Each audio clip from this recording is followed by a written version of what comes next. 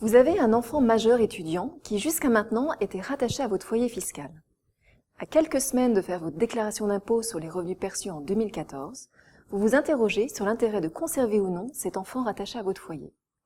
Afin d'optimiser son impôt sur le revenu, il est en effet possible de détacher un enfant majeur et de lui verser une pension alimentaire, laquelle est déductible dans la limite de 5 726 € pour l'année 2015.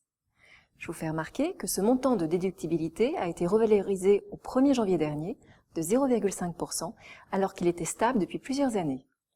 J'insiste aussi sur le fait que le contribuable qui verse une pension alimentaire à un enfant majeur doit pouvoir justifier, pour bénéficier de sa déductibilité, que l'enfant en a réellement besoin et qu'il s'agit bien d'une pension alimentaire, soit parce que l'enfant est étudiant, soit parce qu'il est au chômage, par exemple. Il devra également prouver que les versements ont effectivement été réalisés.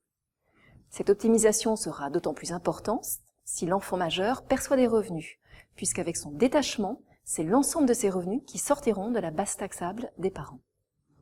Pour savoir si une telle stratégie est intéressante, il faut que la déduction de la pension alimentaire procure un avantage en impôt supérieur à celui issu du rattachement de l'enfant.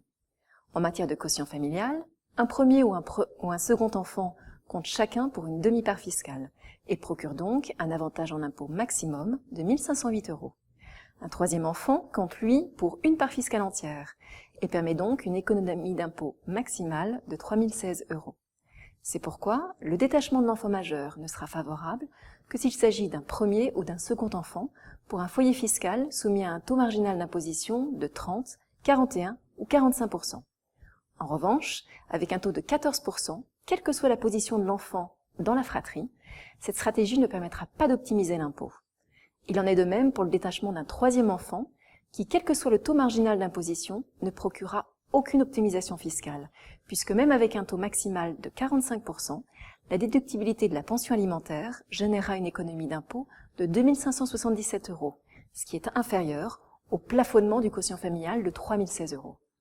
Pour un troisième enfant, il conviendra donc d'assortir ce détachement du foyer fiscal avec versement d'une pension alimentaire déductible à une donation temporaire d'usufruit.